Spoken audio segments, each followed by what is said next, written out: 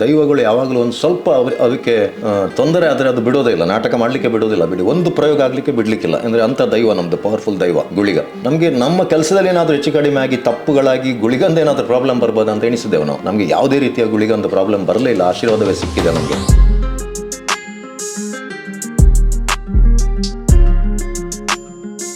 ಸರಿ ಹೇಳ್ಬೇಕಂತಂದರೆ ಈ ನಾಟಕಕ್ಕೆ ಬರೆದ ಪೆನ್ನು ವಿನಯ್ ಗುರುಜಿ ಅವರು ಕೊಟ್ಟದ್ದು. ಉದಾಹರಣೆ, ಈಗ ನಾನೀಗ ಶ್ರೀಮಂತ ರಾಜಗಳಿಗೆ ಅಲ್ಲಿ ನಾನು ಸತೀಶ್ ಬಂದ ಪ್ರಸಾದ ತಗೊಂಡಿದ್ದೇನೆ.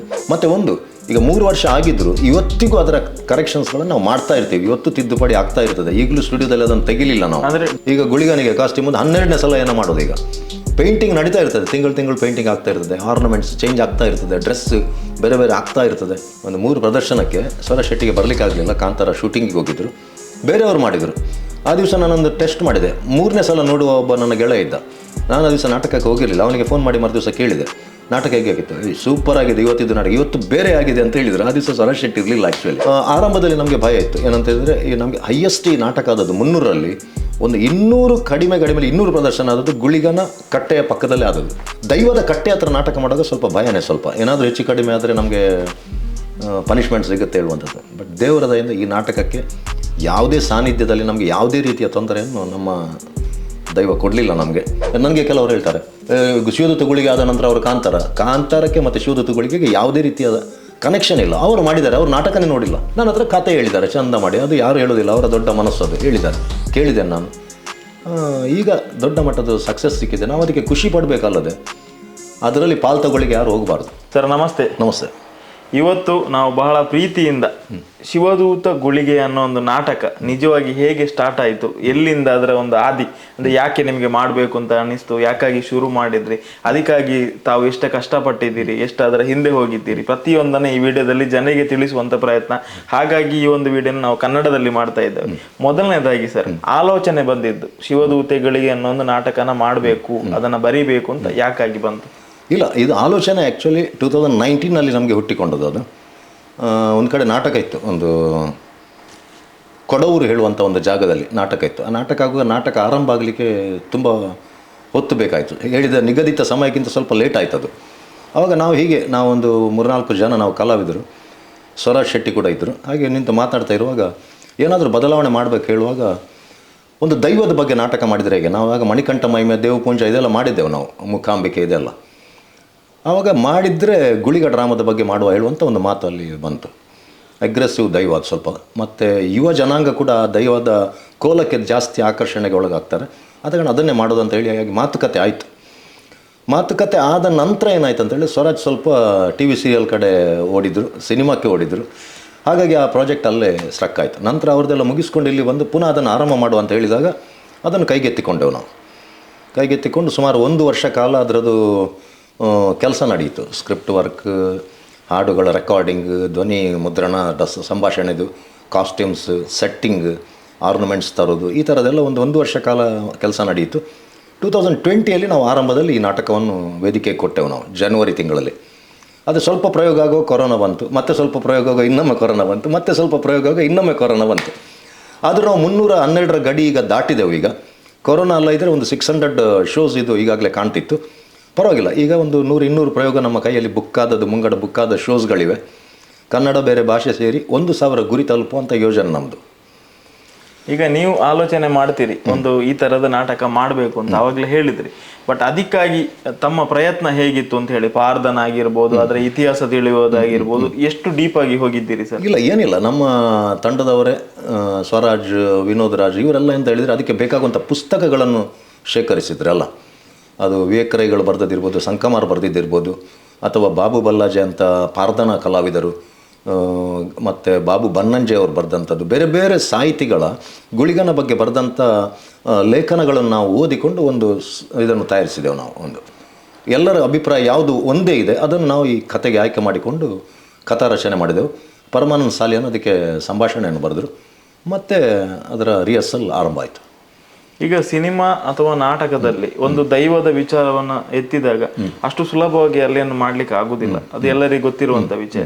ಏನಾದ್ರೂ ತಮಗೆ ಅಂಥದ್ದು ತೊಡಕಾಗಿರುವಂಥದ್ದು ಅಥವಾ ಅದಕ್ಕೆ ಎಷ್ಟು ಚಾಲೆಂಜಸ್ನ ಫೇಸ್ ಮಾಡಿದಿರಿ ಸರ್ ಒಂದು ದೈವದ ಕಾನ್ಸೆಪ್ಟ್ ಅನ್ನ ನಾಟಕಕ್ಕೆ ತರುವಂತ ವಿಚಾರದಲ್ಲಿ? ಆರಂಭದಲ್ಲಿ ನಮಗೆ ಭಯ ಇತ್ತು, ಅಂದರೆ ಗುಳಿಗಂದು ಇದು ದೈವಗಳು ಯಾವಾಗಲೂ ಒಂದು ಸ್ವಲ್ಪ ಅದಕ್ಕೆ ತೊಂದರೆ ಆದರೆ ಅದು ಬಿಡೋದೇ ಇಲ್ಲ, ನಾಟಕ ಮಾಡಲಿಕ್ಕೆ ಬಿಡೋದಿಲ್ಲ. ಬಿಡಿ ಒಂದು ಪ್ರಯೋಗ ಆಗಲಿಕ್ಕೆ ಬಿಡಲಿಕ್ಕಿಲ್ಲ. ಅಂದರೆ ಅಂಥ ದೈವ ನಮ್ಮದು, ಪವರ್ಫುಲ್ ದೈವ ಗುಳಿಗ. ನಮಗೆ ನಮ್ಮ ಕೆಲಸದಲ್ಲಿ ಏನಾದರೂ ಹೆಚ್ಚು ಕಡಿಮೆ ಆಗಿ ತಪ್ಪುಗಳಾಗಿ ಗುಳಿಗಂದ ಏನಾದರೂ ಪ್ರಾಬ್ಲಮ್ ಬರ್ಬೋದು ಅಂತ ಎಣಿಸಿದೆವು ನಾವು. ನಮಗೆ ಯಾವುದೇ ರೀತಿಯ ಗುಳಿಗಂದ ಪ್ರಾಬ್ಲಮ್ ಬರಲೇ ಇಲ್ಲ, ಆಶೀರ್ವಾದವೇ ಸಿಕ್ಕಿದೆ ನಮಗೆ. ಜನರಿಂದ ಸ್ವಲ್ಪ ಪ್ರಾಬ್ಲಮ್ ಬಂತು. ಅಂದರೆ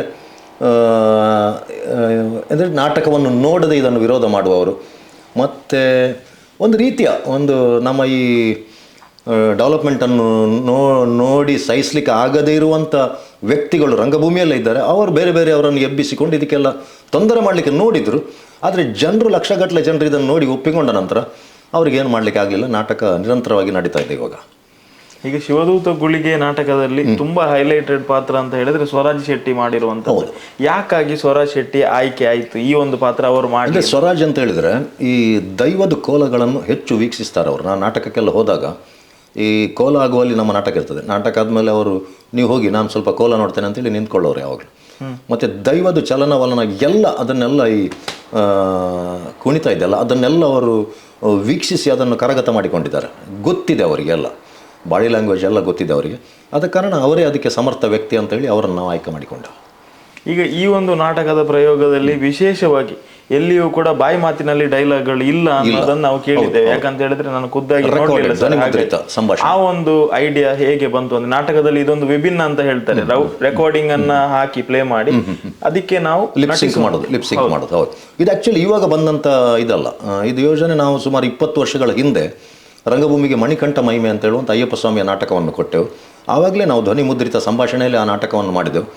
ಆನಂತರ ಜೈ ಬಜರಂಗಬಲಿ, ಅಪ್ಪೆ ಮುಕ್ಕಾಂಬಿಕೆ, ಈ ಎಲ್ಲ ನಾಟಕಗಳನ್ನು ನಾವು ಧ್ವನಿ ಮುದ್ರಿತ ಸಂಭಾಷಣೆಯಲ್ಲಿ ಕೊಟ್ಟದು. ಯಾಕಾಗಿ ಅದನ್ನು ಕೊಟ್ಟೆವು ಅಂತ ಹೇಳಿದರೆ, ಅದರಲ್ಲಿ ಧ್ವನಿ ಏರಿಳಿತ ತುಂಬ ಇದೆ. ಈಗ ರಾಕ್ಷಸ ಪಾತ್ರ ಮಾಡುವವರು ಬೊಬ್ಬೆ ಹೊಡೆದು ಮಾತನಾಡುವಾಗ ನಿರಂತರ ದಿನನಿತ್ಯ ನಾಟಕ 2 ಪ್ರದರ್ಶನ ಇರುವಾಗ ಒಮ್ಮೆ ಬೊಬ್ಬೆ ಹೊಡೆದ್ರೆ ಇನ್ನೊಮ್ಮೆ ವಾಯ್ಸೇ ಬರೋದಿಲ್ಲ. ಉದಾಹರಣೆ, ಈಗ ಕನ್ನಡದಲ್ಲಿ ರೆಕಾರ್ಡಿಂಗ್ ಮಾಡುವಾಗ ಇದು ಸ್ವರಾಜ್ ಶೆಟ್ಟಿಯ ಧ್ವನಿಯನ್ನು ಒಂದೊಂದು ದಿವಸಕ್ಕೆ ಒಂದೊಂದೇ ಸೀನ್ಗಳನ್ನು ಮಾಡಿದ್ದು ಇದೆ. ಕೆಲವೊಂದು ದೊಡ್ಡ ಸೀನ್ಗಳನ್ನು ಒಂದು ಸೀನ್ ಮಾಡುವಾಗಲೇ ಅವರ ವಾಯ್ಸ್ ಹೊರಟೋಗ್ತದೆ ಅದರಲ್ಲಿ. ಮರುದಿವಸ ಮತ್ತು ಇನ್ನೊಂದು ಸೀನ್ 2 ದಿವಸ ಬಿಟ್ಟು ಮಾಡೋದು, ಈ ಥರ ಮಾಡಿದೆವು. ನಾಟಕದಲ್ಲಿ ನಿರಂತರ ಮಾಡಲಿಕ್ಕೆ ಇಂಪಾಸಿಬಲ್. ಆದ ಕಾರಣ ನಾವು ಧ್ವನಿ ಮುದ್ರಿತ ಸಂಭಾಷಣೆಗೆ ಅವಲಂಬಿತರಾದೆವು ನಾವು.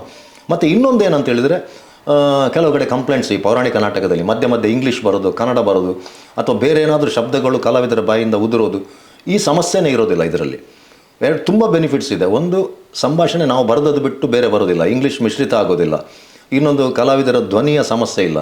ಮತ್ತು ದೇವಸ್ಥಾನಗಳಲ್ಲಿ, ಗದ್ದಲ ಇರುವ ಜಾಗಗಳಲ್ಲಿ, ಎಕ್ಕೋ ಇರುವ ಹಾಲ್ಗಳಲ್ಲಿ ಎಲ್ಲಿ ಕೂಡ ನಮಗೆ ಸೌಂಡಿದ್ದು ಪ್ರಾಬ್ಲಮ್ ಬರೋದಿಲ್ಲ. ಇದು ಸೇಫ್ ಇದು. ಆದ ಕಾರಣ ನಾವು ಧ್ವನಿ ಮುದ್ರಿತ ಸಂಭಾಷಣೆಗೆ ಅವಲಂಬಿತರಾದೆವು ನಾವು. ಬಹುಶಃ ವಿಜಯಕುಮಾರ್ ಕೊಡಿಯಲ್ ಬೈಲವರ ಲೈಫ್ ಜರ್ನಿಯಲ್ಲಿ ಶಿವದೂತಗಳಿಗೆ ಒಂದು ಸೆಕೆಂಡ್ ಇನ್ನಿಂಗ್ಸ್ ಅಂತ ಹೇಳ್ಬೋದು. ದೊಡ್ಡ ಒಂದು ಬದಲಾವಣೆಯನ್ನು ತಂದಿದೆ. ಅಂದ್ರೆ ಸಿನಿಮಾದಲ್ಲಿ ಏನಾದ್ರು ಮಾಡ್ತಾರೆ ಇವರು ಅಂತ ಎಷ್ಟೋ ಜನ ಒಂದು ಆಸೆ ಪಟ್ಟಿದ್ರು, ನೆಕ್ಸ್ಟ್ ಸಿನಿಮಾ ಬರ್ಬೋದು ಅಂತ. ಆ ಯಶಸ್ಸಿಗೆನ್ನು ಮೀರಿ ನೀವು ನಾಟಕದಲ್ಲಿ ತೋರಿಸಿದ್ದೀರಿ. ಈಗ ಜನರ ಪ್ರತಿಕ್ರಿಯೆ ಬಗ್ಗೆ ಏನು ಹೇಳ್ತೀರಿ ಸರ್? ಈಗ 300 ಶೋ ಆಗಿದೆ, ಯಾವ್ದಾದ್ರು ಒಂದು ಮೆಮೊರೇಬಲ್ ಮೂಮೆಂಟ್ ಆಗಿರುವಂತದ್ದು ಮರೀಲಿಕ್ಕೆ ಸಾಧ್ಯ ಇಲ್ಲ ಅಂತದೇನಾದ್ರೂ ಇದೆಯಾ ಈ ನಾಟಕ? ತುಂಬಾ ಇದೆ ಈ ನಾಟಕದ ಬಗ್ಗೆ. ಅಂದ್ರೆ ಏನು ಗೊತ್ತಾ, ಈಗ ಇದರಲ್ಲಿ ನಮ್ಮ ರಂಗಭೂಮಿ, ತುಳು ರಂಗಭೂಮಿ ಹೇಗಿದೆ ಅಂತ ಹೇಳಿದರೆ, ಹಾಸ್ಯಕ್ಕೆ ಶರಣಾಗಿದ್ದಾರೆ, ಹಾಸ್ಯವೇ ಬೇಕು ನಮಗೆ ಹೇಳುವಂಥ ಪ್ರೇಕ್ಷಕರಿದ್ದರು. ಅದು ಜನರಿಗೆ ಹಾಸ್ಯವೇ ಬೇಕಂತ ಹೇಳುವ ಭ್ರಮೆಯಲ್ಲಿ ಕೂಡ ನಾವಿದ್ದೆವು. ಆದರೆ ಹಾಸ್ಯವನ್ನು ಬಿಟ್ಟು ಗಂಭೀರವಾಗಿ ಒಂದು ಪ್ರೇಕ್ಷಕರನ್ನು ಹಿಡಿಬೇಕು ಹೇಳುವಂಥ ನಮ್ಮ ಒಂದು ಪ್ರಯತ್ನಕ್ಕೆ ದೊಡ್ಡ ಮಟ್ಟದ ಒಂದು ಯಶಸ್ಸು ಸಿಕ್ಕಿತ್ತು. ಇದಕ್ಕೆ ಜನರಿಗೆ ಹಾಸ್ಯ ಮಾತ್ರ ಅಲ್ಲ, ಒಳ್ಳೆ ರೀತಿಯಲ್ಲಿ ಕೊಟ್ಟರೆ ಗಂಭೀರ ನಾಟಕಗಳನ್ನು ಜನ ವೀಕ್ಷಿಸ್ತಾರೆ ಹೇಳುವಂಥದ್ದು. ಮತ್ತು ಒಂದು ನಾಟಕವನ್ನು ಒಬ್ಬ 20 ಸಲ 15 ಸಲ 10 ಸಲ ನೋಡೋದು, ಮಿನಿಮಮ್ ಒಂದು ಸಲ ನೋಡಿರೋ ಅವನು ಇಲ್ಲವೇ ಇಲ್ಲ, ಒಂದು ಸಲ ನೋಡಿದವ ಇನ್ನೊಮ್ಮೆ ಬರ್ತಾನೆ. ಇದು ದೊಡ್ಡ ಸಂಚಲನ ರಂಗಭೂಮಿಗೆ ಒಂದು. ಮತ್ತು ಇನ್ನೊಂದೇನಂತ ಹೇಳಿದ್ರೆ ಜನರ ಸಂಖ್ಯೆ. ಈಗ ನಾವು ಕಾಮಿಡಿ ನಾಟಕಕ್ಕೆ 2 ರಿಂದ 3 ಸಾವಿರ, ಅದಕ್ಕಿಂತ ಮೇಲೆ ಜನ ನಾವು ನೋಡಿದ್ದು ನಾವಿಲ್ಲ, ಸುಮ್ಮನೆ ಹೇಳ್ಬೋದು. ಬಟ್ ಇದಕ್ಕೆ 12,000ವರೆಗೆ ಜನ ಸೇರಿದ್ದಾರೆ. ಒಂದೊಂದು ನಾಟಕಕ್ಕೆ 7,000 5,000. ಮತ್ತು ಇದೊಂದು ಚಾರಿತ್ರಿಕ ದಾಖಲೆ ಆಯಿತು ಇದು ಈ ನಾಟಕ. ಯಾವಾಗಲೂ ನಮಗೆ ಈಗ ನಾವು 22ರಲ್ಲಿದ್ದೇವೆ ನಾವು. ನಮ್ಮದು 23ರದ ನಾಟಕ ಬುಕ್ ಆಗಿದೆ, 24ರದ್ದು ಬುಕ್ ಆಗಿದೆ, 24ನೇ ಇಸ್ವಿದು. ಇದು ನನ್ನ 35 ವರ್ಷದ ಅನುಭವದಲ್ಲಿ ಫಸ್ಟ್ ಇದು ಈ ಥರ ಆಗಿರೋದು. ಸೊ ಈಗ ಸಣ್ಣ ಬಜೆಟ್ ಅನ್ನ ಇಟ್ಕೊಂಡು ನಾಟಕಗಳು ಸಾಕಷ್ಟು ಮಾಡಿದ್ದೀರಿ, ನೀವು ಕೂಡ ಅದನ್ನ ಬಹುಶಃ ಆ ಒಂದು ಪ್ರಯತ್ನ ಮಾಡಿರ್ಬೋದು. ಈ ತರದ ಒಂದು ದೊಡ್ಡ ಪೌರಾಣಿಕ ತರದ ಮಾಡಬೇಕು ಅಂತ ಹೇಳಿದ್ರೆ ಅದಕ್ಕೆ ಸೆಟ್ಟಿಂಗ್ ಅಷ್ಟೊಂದು ಖರ್ಚಾಗುತ್ತೆ. ಅದರ ತಯಾರಿ ಹೇಗಿತ್ತು ಸರ್? ಮಾಡಿದ್ದೆವು. ಅಂದರೆ ಆರಂಭದಲ್ಲಿ ಇದಕ್ಕೆ ನನ್ನ ಸುತ್ತಮುತ್ತ ಇರೋ ಗೆಳೆಯರಿಂದ ಅಥವಾ ಯಾರಿಂದ ನನಗೆ ದೊಡ್ಡ ಮಟ್ಟದ ಸಪೋರ್ಟ್ ಇದಕ್ಕೆ ಸಿಕ್ಕಲಿಲ್ಲ. ಅಂದರೆ ಒಂದು ಪೌರಾಣಿಕ ನಾಟಕ ಮಾಡುವಾಗ ಇಷ್ಟು ದೊಡ್ಡ ಬಜೆಟಲ್ಲಿ ಮಾಡೋದು ಇದು ಸರಿಯಲ್ಲ ಹೇಳುವಂಥ ನನಗೆ ಇದೇ ಸಿಕ್ಕಿತ್ತು, ಏನು ಮಾರ್ಗದರ್ಶನವೇ ಸಿಕ್ಕಿತ್ತು. ಆದರೆ ನನಗೊಂದು ನಂಬಿಕೆ ಇತ್ತು, ಅಂದರೆ ಒಳ್ಳೆಯದನ್ನು ಮಾಡಿದರೆ ಯಾವಾಗಲೂ ಅದಕ್ಕೆ ಖರ್ಚು ಮಾಡಿದರೂ ಅದು ರಿಟರ್ನ್ ಬರ್ತದೆ, ಸೋಲು ಇಲ್ಲ ಅಂತ ಹೇಳುವಂಥದ್ದು ನನ್ನ ಒಂದು ನಂಬಿಕೆ ಆಗಿತ್ತು. ಆ ನಂಬಿಕೆಯನ್ನು ನಾನು ಇಟ್ಟುಕೊಂಡು ಮಾಡಿದೆ. ನಾನು ಸಿನಿಮಾ ಮಾಡುವಾಗಲೂ ಹಾಗೆ, ಈಗ ಒರೇ ದಿವಸಲ್ಲಿ ಮಾಡುವಾಗ 2010ವರೆಗೆ ನಿಮಗೆ 10-20 ಲಕ್ಷದಲ್ಲಿ ಸಿನಿಮಾ ಅದು ಮಾಡಿದರೆ ಮಾತ್ರ ಸೇಫ್, ಅದು ರಿಟರ್ನ್ ಇಲ್ಲ ಹೇಳುವಂಥ ಭ್ರಮೆ ಇತ್ತು. ಬಟ್ ನಾವು ಅದಕ್ಕಿಂತ ದೊಡ್ಡ ಬಡ್ಜೆಟಿಗೆ ಫಸ್ಟ್ ಟೈಮ್ ಹೋದೆವು. ನಾವು ಒಳ್ಳೇದು ಮಾಡಿದೆವು, ಜನ ಒರೇ ದಿವಸಲ್ಲಿ ರಿಟರ್ನ್ ಕೊಟ್ಟರು. ಇಲ್ಲಿ ಒಳ್ಳೇದು ಮಾಡಿದೆವು, ನಮಗೆ ಜನ ರಿಟರ್ನ್ ಕೊಟ್ಟಿದ್ದಾರೆ. ಆದ ಕಾರಣ ಯಾವುದೇ ಪ್ರಾಡಕ್ಟ್ ಮಾಡುವಾಗ ಅದರ ಗುಣಮಟ್ಟದಲ್ಲಿ ನಾವು ರಾಜಿ ಮಾಡದೆ ಮಾಡಿದರೆ, ಒಳ್ಳೆಯದಾದರೆ ಜನ ಕೈ ಹಿಡಿತಾರೆ ಹೇಳುವುದಕ್ಕೆ ಸಾಕ್ಷಿ ಇದು ಅಂತ ಅಷ್ಟೇ. ಈಗ ಶಿವದೂತೆಗಳಿಗೆ ಅನ್ನುವಂಥ ಒಂದು ನಾಟಕ ಬಹುಶಃ ಒಂದು ಸಮಾರಂಭಗಳೆಲ್ಲ ಆಗಿ ಎಂಡಿಗೆ ಇಡ್ತಾ ಇದ್ದಾರೆ. ಅಂದ್ರೆ ಬಹುಶಃ ನಾನು ಮೊನ್ನೆ ಒಂದು ಯಾವುದೋ ಒಂದು ನಿಮ್ಮ ಕಲಾವಿದರ ಸಂದರ್ಶನ ಮಾಡಬೇಕಾದ್ರೆ ಕೂಡ ಹೇಳಿದ್ರು, ಬೆಳಿಗ್ಗೆ 4 ಗಂಟೆ ಆದ್ರೂ ಪರವಾಗಿಲ್ಲ ನಾವು ಕಾದು ಕೂತ್ಕೊಳ್ತೇವೆ ಈ ಒಂದು ನಾಟಕಕ್ಕೋಸ್ಕರ ಅಂತ ಹೇಳಿ. ಒಂದು ಶಿವದೂತೆಗಳಿಗೆ ನಾಟಕದ ಬಿಹೈಂಡ್ ದ ಸ್ಟೇಜ್ ಇದ್ ಬಗ್ಗೆ ಮಾತನಾಡೋದು ಸರ್, ಎಷ್ಟು ಗಂಟೆಯ ಪ್ರಿಪರೇಷನ್ ಇದೆ ಸರ್? ಅಂದ್ರೆ ಪ್ರತಿಯೊಂದು ಪಾತ್ರವಾದ ಮೇಕಪ್ ಆಗಿರ್ಬೋದು, ಅದಕ್ಕಾಗಿರ್ಬೋದು. ನಮಗೆ ಮೊದಲು ಸೆಟ್ಟಿಂಗ್ ಮಾಡಲಿಕ್ಕೆ 2-2.5 ಗಂಟೆ ತಗೊಳ್ತಿತ್ತು ಆರಂಭದಲ್ಲಿ ಈ ನಾಟಕಕ್ಕೆ. ಈಗ ನಮ್ಮವರು 1 ಗಂಟೆ ಒಳಗೆ ಸೆಟ್ಟಿಂಗ್ ಮಾಡ್ತಾರೆ. ಮೇಕಪ್ಪಿಗೆ ಮೊದಲು 2.5-3 ಗಂಟೆ ತಗೊಳ್ತಿತ್ತು.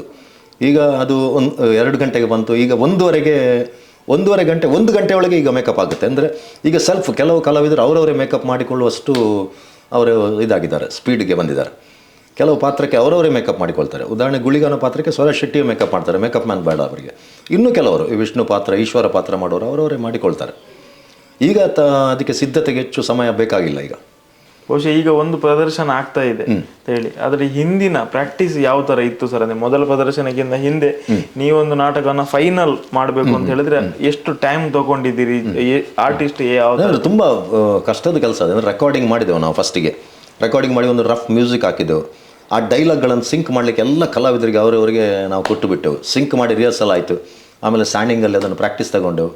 ಸ್ಟ್ಯಾಂಡಿಂಗ್ ಪ್ರಾಕ್ಟೀಸ್ ಆದಮೇಲೆ ಸ್ವಲ್ಪ ಅದರಲ್ಲಿ ಟೈಮ್ ಗ್ಯಾಪ್ ಡಿಫರೆನ್ಸ್ ಎಲ್ಲ ಬೇಕಿತ್ತು. ನಂತರ ಸ್ಟುಡಿಯೋದಲ್ಲಿ ಪುನಃ ಅದನ್ನು ಸರಿ ಮಾಡಿ ಮತ್ತೆ ಈಗ 3 ವರ್ಷ ಆಗಿದ್ದರೂ ಇವತ್ತಿಗೂ ಅದರ ಕರೆಕ್ಷನ್ಸ್ಗಳನ್ನು ನಾವು ಮಾಡ್ತಾ ಇರ್ತೀವಿ. ಇವತ್ತು ತಿದ್ದುಪಡಿ ಆಗ್ತಾ ಇರ್ತದೆ. ಈಗಲೂ ಸ್ಟುಡಿಯೋದಲ್ಲಿ ಅದನ್ನು ತೆಗಿಲಿಲ್ಲ ನಾವು. ಅಂದರೆ ಡೈಲಾಗ್ ಸರ್?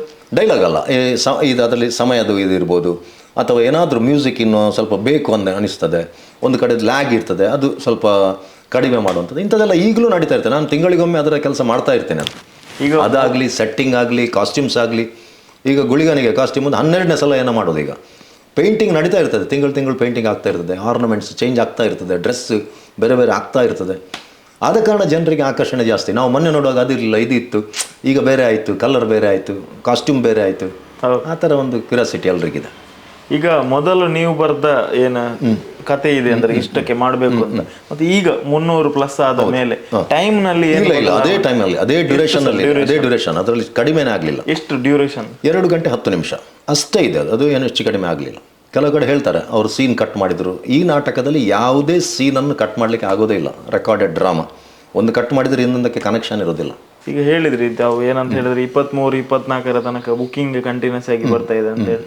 ಕಂಟಿನ್ಯೂಸ್ ಆಗಿ ನಮಗೆ ಬೇಕು ಅಂತ ಹೇಳಿದಾಗ ಯಾವ ತರ ಮ್ಯಾನೇಜ್ ಮಾಡ್ತಾ ಇದ್ದೀರಿ ಸರ್? ಅದಕ್ಕೆ ಈಗ ಒಂದು ದಿವಸಕ್ಕೆ 2 ಪ್ರದರ್ಶನ ಮಾಡುವಂಥದ್ದು ಮಾಡ್ತಾ ಇದ್ದೀವಿ. 2 ಪ್ರದರ್ಶನ ಮಾಡೋದು, 2 ತಂಡ ಮಾಡಿ ಅಂತ ಹೇಳುವಂಥ ಒತ್ತಡ ಬಂತು. ಆದರೆ 2 ತಂಡ ಮಾಡಿದರೆ ಗುಣಮಟ್ಟ ಹಾಳಾಗ್ತದೆ. ಆದ ಕಾರಣ ಅದಕ್ಕೆ ಕೈ ಹಾಕೋದಿಲ್ಲ ನಾವು. ಬಟ್ ಎಷ್ಟರವರೆಗೆ ಹೋಗ್ತದೆ ಹಾಗೆ 2 ಸಾಟರ್ಡೆ ಸಂಡೇ 2 ಪ್ರದರ್ಶನ ಮಾಡೋದು. ಇದು ಗ್ಯಾಪ್ಗಳು ಸರಿಯಾಗಿ ಅದಕ್ಕೆ ಅಡ್ಜಸ್ಟ್ಮೆಂಟ್ ಸಿಕ್ಕಿದರೆ ಮಾತ್ರ, ಇಲ್ಲರೆ ಒಂದೇ ಪ್ರದರ್ಶನ ಹಾಳಾಗುತ್ತೆ ನಾಟಕ. ಬಟ್ ನೋಡೋಣ. ಈಗ ಕನ್ನಡದಲ್ಲಿ ಈಗ ಆರಂಭ ಆಯಿತು. ಕನ್ನಡದಲ್ಲಿ ಬೇಗ ನಿಲ್ಲೂ ಆಗಿಲ್ಲ. ಆಲ್ ಓವರ್ ಕರ್ನಾಟಕ ತಿರುಗಬೇಕು ನಮಗೆ. ಹಿಂದಿ ಭಾಷೆಗೆ ಮಾಡಬೇಕು ಸದ್ಯ. ನಾನು ನೆಕ್ಸ್ಟ್ ಮಂತ್ ಬಾಂಬೆಗೆ ಹೋಗ್ತಾ ಇದ್ದೇನೆ ಅದರ ಕೆಲಸದಲ್ಲಿ. ಬೇರೆ ಬೇರೆ ಭಾಷೆಗೆ ಇದನ್ನು ತರಬೇಕು ಹೇಳುವಂಥ ಯೋಜನೆ ಇದೆ. ಸೊ ಈ ರೆಕಾರ್ಡಿಂಗ್ ಸೆಷನ್ ಬಗ್ಗೆ ಏನಾದರೂ ಹೇಳ್ಬಹುದಾ? ಅಂದರೆ ಅದರ ಪ್ರಿಪರೇಷನ್ಸ್ ಹೇಗಿದ್ದವು, ಸಾಂಗನ್ನು ಹೇಗೆ ತಯಾರು ಮಾಡಿದ್ರಿ, ಲಿರಿಕ್ಸ್ ಯಾರು ಬರೆದಿದ್ರು, ಆ ಒಂದು ಲಿರಿಕ್ಸ್ ಏನಂತ ಹೇಳಿದರೆ, ಬಹುಶಃ ತುಳು ಸಿನಿಮಾಗಳು ಮಾಡುವಾಗ ಎಲ್ಲರೂ ನನ್ನ ಹತ್ರ ಹಾಡು ಬರೆಸ್ತಾರೆ. ನನ್ನ ಸಿನಿಮಾಕ್ಕೆ, ನನ್ನ ನಾಟಕಕ್ಕೆ ನಾನೇ ಹಾಡು ಬರೆಯೋದು, ಬೇರೆ ಹತ್ರ ಬರೆಸೋದಿಲ್ಲ. ಮತ್ತು ಇದಕ್ಕೆ ನನಗೆ ಏನಂತ ಹೇಳಿದರೆ ಏಕತಾನತೆ ಬೇಡ ಇತ್ತು. ಅಂದರೆ ಬೇರೆ ಬೇರೆ ಜಾನರಲ್ಲಿ, ಬೇರೆ ಬೇರೆ ಸ್ಟೈಲಲ್ಲಿ ಇದಕ್ಕೆ ಇದು ಬೇಕಿತ್ತು, ಏನು ಹಾಡುಗಳು ಬೇಕಿತ್ತು. ಅದಕ್ಕೇನು ಮಾಡಿದೆ, ಟೈಟಲ್ ಸಾಂಗ್ ನಾನು ಬರೆದೆ. ಶಿವದೂತಗಳಿಗೆ ಟೈಟಲ್ ಸಾಂಗ್ ಇದೆ, ಅದು ನಾನು ಬರೆದೆ. ಆಮೇಲೆ ಬಳೆ ಮಾರೋದು ಹಾಡು ಅದು ನಾನು ಬರೆದೆ. ಬಿಟ್ ಸಾಂಗ್ಸ್ ನಾನು ಬರೆದೆ. ಗಿಂಡಗಿರ್ಲಂಡೆ ಸಾಂಗ್ ಕೆ ಪೇಜ್ ಅವರ ವರ್ಡ್ಸ್ ಎಲ್ಲ ಸ್ಟ್ರಾಂಗ್ ಇರುತ್ತೆ, ಅವ್ರ ಥರ ಬರೆಸಿದೆ. ಇನ್ನು ಅರುಣ್ ಉಳ್ಳಾಲ್ ತುಂಬ ಒಳ್ಳೆ ವಿದ್ವಾನ್ ಅವರು, ಅವರಿಂದ ಈಶ್ವರಂದು ಸಾಂಗ್ ಬರೆಸಿದೆ.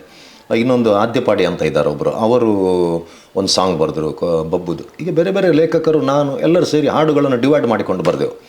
ಕಮರ್ಷಿಯಲ್ ಆಗಿರುವಂಥ ಹಾಡುಗಳನ್ನು ಬರಿಬೋದು. ಬಟ್ ಇದಕ್ಕೆ ಸ್ವಲ್ಪ ನಾಲೆಜ್ ಬೇಕು. ಅದು ನಾಲೆಜ್ ಯಾರ ಹತ್ರ ಇದೆ ಅವ್ರ ಹತ್ರನೇ ನಾನು ಬರೆಸ್ಕೊಂಡೆ. ಈಗ ಇಷ್ಟು ಪ್ರದರ್ಶನ ಆಗಿದೆ ಸರ್, ಯಾವುದಾದ್ರೂ ಬೆಸ್ಟ್ ಕಮೆಂಟ್ಸ್ ಅಂದರೆ ತುಂಬ ಹಿರಿಯರು ನೋಡಿ ಬಹುಶಃ ನಾವು ನಾಟಕದಲ್ಲಿ ಇಂಥದ್ದನ್ನ ಕಾಣಲಿಕ್ಕೆ ಸಾಧ್ಯವೇ ಇಲ್ಲ ಈ ಒಂದು ಯುಗದಲ್ಲಿ ಅಂತ ಯಾರಾದ್ರೂ ಅಂಥದ್ದು ಸ್ಪೆಷಲ್ ತುಂಬ ಬಂದಿದೆ. ಈಗ ಮೊನ್ನೆ ಬೆಂಗಳೂರು ಆಗುವಾಗ ತುಂಬ ಡಾಕ್ಟರ್ಸ್ನವರು ಒಳ್ಳೆ ಅಂದರೆ ಅದು ಕಮೆಂಟ್ಸ್ ಇದಕ್ಕೆ 1-2 ಹೇಳಲಿಕ್ಕೆ ಸಾಧ್ಯನೇ ಇಲ್ಲ. ಅದು ಬೇರೆ ಬೇರೆ ಈಗ ಅಂದರೆ ಸಾಧಾರಣವಾಗಿ ನಾವು ಸಾಮಾಜಿಕ ನಾಟಕ ಮಾಡುವಾಗ ಎಲ್ಲಿಯಾದರೂ ಒಂದು ಅಪಸ್ವರ ಬರ್ತದೆ, ಅದು ಒಳ್ಳೆ ಆಗಲಿಲ್ಲ, ಆ ಪಾತ್ರ ಒಳ್ಳೆ ಆಗಲಿಲ್ಲ, ಈ ಸೀನ್ ಒಳ್ಳೆ. ಇದಕ್ಕೆ ಹಾಗೆ ಅಲ್ಲ, 100% ನಮಗೆ ಮಾರ್ಕ್ ಸಿಕ್ಕಿದೆ. ಯಾರ್ದು ಅದಕ್ಕೆ ಅಪಸ್ವರ ಇಲ್ಲ ಅಥವಾ ಏನು ತಪ್ಪುಗಳನ್ನು ಹೇಳುವಂಥದ್ದಿಲ್ಲ.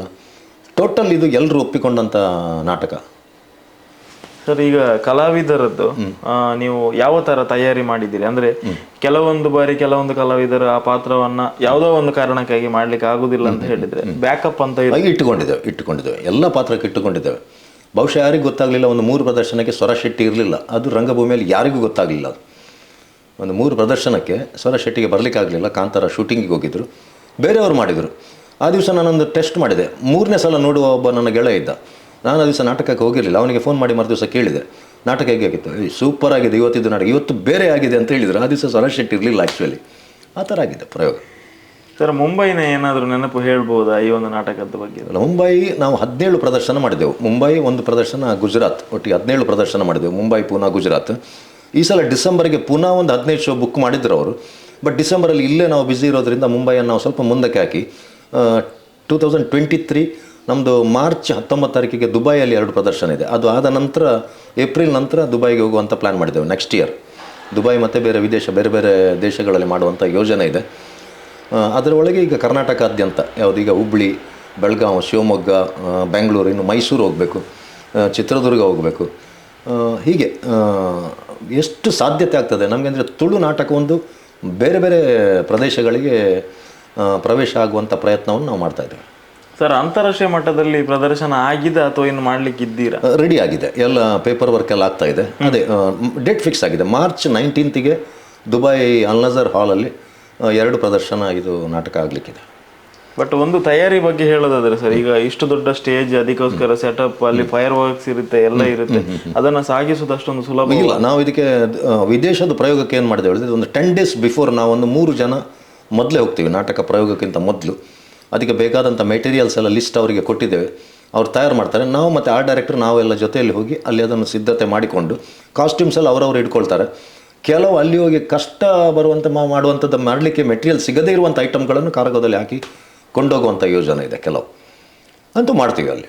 ಮತ್ತೆ ಆಗ ನೀವು ಹೇಳಿದ್ರಿ ಅಂದ್ರೆ 2000, 1000 ಸಾಮಾನ್ಯವಾಗಿ ಹೆಚ್ಚಿನ ತುಳು ನಾಟಕಗಳಿಗೆ ಈ ಹಿಂದೆ ಬಂದಿದ್ದಾರೆ. ಬಟ್ 10,000, 12,000 ದಾಖಲೆ. ಅಂದ್ರೆ ಈಗ ಸಣ್ಣ ಜಾಗದಲ್ಲಿ ನಿಜವಾಗಿ ಶೋಧದಗಳಿಗೆ ಮಾಡ್ಲಿಕ್ಕೆ ಆಗುತ್ತೋ ಸರ್? ಇಷ್ಟೇ ಒಂದು ಜಾಗ ಬೇಕು ಅಂತ ಇದೆಯಲ್ಲ. ಈಗ ನಾವು ಮುಂಬೈಯಲ್ಲಿ ಬಿಲ್ಲವ ಸಂಘ ಸಣ್ಣ ಹಾಲ್, ಬಟ್ ಅಲ್ಲೂ ನಾವು ಮಾಡಿದ್ದೇವೆ, ದೊಡ್ಡ ಜಾಗದಲ್ಲೂ ಮಾಡಿದ್ದೇವೆ. ಎಲ್ಲೂ ಕೂಡ ಮಾಡ್ಲಿಕ್ಕೆ ಆಗ್ತದೆ. ಆ್ಯಕ್ಚುಲಿ ನಾವು ಮೊದಲು ಏನಂತೇಳಿ ಸ್ವಲ್ಪ ಜಾಗ ಜಾಸ್ತಿ ಕೇಳ್ತಿದ್ದೇವೆ. ನಮಗೆ ಸೆಟ್ಟಿಂಗ್ ಆರಂಭದಲ್ಲಿ ಮಾಡಲಿಕ್ಕೆ ಸ್ವಲ್ಪ ಟೆನ್ಷನ್ ಇತ್ತು. ಬಟ್ ಇವಾಗ ಸ್ಪೀಡ್ ಮಾಡಿ ಈಗ ಸಣ್ಣ ವೇದಿಕೆಯಲ್ಲಿ ಕೂಡ ಅದನ್ನು ಮಾಡಲಿಕ್ಕೆ ನಾವು ತಯಾರಾಗಿದ್ದೇವೆ. ಈಗ ಅಂದ್ರೆ ಅಷ್ಟೇ ಬೇಕು ಅಂತ ಏನಿಲ್ಲ ಅದಕ್ಕೆ. ಆದರೆ ಅಲ್ಲಿ ನಾನು ವಿಡಿಯೋದಲ್ಲಿ ನೋಡಿದ್ದೆ, ಅವರು ಓಡಾಡಿಕೊಂಡು ಬರುವಂಥದ್ದು, ಅದು ಮಧ್ಯ ಪ್ಯಾಸೇಜ್ ಬೇಕೇ ಅದು. ಆದರೆ ಸ್ಟೇಜ್ ಲೆಂತ್ ಮೊದಲು ನಾವು 30 ಕೇಳ್ತಿದ್ದೆವು, ಈಗ ನಾವು 26, 22 ಇದ್ದರೂ ಮಾಡಲಿಕ್ಕೆ ನಾವು ರೆಡಿ, ಎಲ್ಲದಕ್ಕೂ ತಯಾರಾಗಿದ್ದೇವೆ. ಸರ್, ಮುಂದಿನ ಪ್ಲಾನ್ಸ್ ಈಗ ಕನ್ನಡದಲ್ಲಿ ಬಂತು, ಬೇರೆ ಯಾವ? ನೆಕ್ಸ್ಟ್ ಹಿಂದಿ. ಕನ್ನಡ ಆದ ಕೂಡಲೇ ಹಿಂದಿ ಮಾಡ್ತೀನಿ, ಮಲಯಾಳಂ ಮಾಡ್ತೀನಿ. ಹಿಂದಿ ಯಾವ ರೀತಿ ಹೋಗ್ತಾ ಅಂತ ನೋಡಿಕೊಂಡು ಮತ್ತೆ ಮರಾಠಿಯಲ್ಲಿ ಮಾಡುವಂಥ ಯೋಜನೆ ಇದೆ. ಮತ್ತೆ ಸರ್, ಈಗ ಸಾಮಾನ್ಯವಾಗಿ ಅದು ನಾನು ಆವಾಗಲೇ ಒಂದು ಮಾತು ಹೇಳಿದೆ, ಅಂದ್ರೆ ದೈವದ ವಿಚಾರದಲ್ಲಿ ಮಾಡಿದಾಗ ಬಹಳ ಸೂಕ್ಷ್ಮವಾದಂಥ ವಿಚಾರ, ಅಲ್ಲಿ ಯಾವುದೇ ತರಹದ ತಪ್ಪುಗಳಾಗಬಾರ್ದು, ಅಥವಾ ಅಲ್ಲಿ ಒರಿಜಿನಲ್ ಏನಿದೆ ಅದನ್ನ ಬದಲಾವಣೆ ಮಾಡಿದಾಗ ವಿರೋಧಗಳು ಜಾಸ್ತಿ ಆಗುತ್ತೆ, ಮತ್ತೆ ಎಲ್ಲ ಹುಟ್ಟಿಕೊಳ್ತಾರೆ ಸ್ಟಾರ್ಟಿಂಗ್, ಯಾಕೆ ಮಾಡಿದ್ರೆ ಕೇಳ್ತಾರೆ. ಇಲ್ಲಿ ತಮಗೇನಾದ್ರೂ ಅಂಥ ತೊಂದರೆಗಳಾಗಿದೆ? ಅಂದ್ರೆ ನಾವು ಈ ಹಿಂದೆ ಕೂಡ ಕೆಲವೊಂದು ನ್ಯೂಸ್ ಕೇಳಿದ್ದೇವೆ, ಸುಮ್ಮನೆ ಯಾರಾದ್ರೂ ವೇಷ ಹಾಕಿದ್ರು ಅವರ ಮೇಲೆ ಮೈಯಲ್ಲಿ ಬರುತ್ತೆ ಅಂತ ಹೇಳ್ತಾರೆ.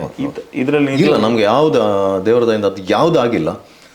ಆರಂಭದಲ್ಲಿ ನಮಗೆ ಭಯ ಇತ್ತು. ಏನಂತ ಹೇಳಿದ್ರೆ, ಈ ನಮಗೆ ಹೈಯೆಸ್ಟ್ ಈ ನಾಟಕ ಆದದ್ದು 300ರಲ್ಲಿ ಒಂದು 200 ಕಡಿಮೆ 200 ಪ್ರದರ್ಶನ ಆದದ್ದು ಗುಳಿಗನ ಕಟ್ಟೆಯ ಪಕ್ಕದಲ್ಲೇ ಆದದ್ದು, ಗುಳಿಗನ ಸಾನ್ನಿಧ್ಯದ ಪಕ್ಕದಲ್ಲೇ ಆದದ್ದು.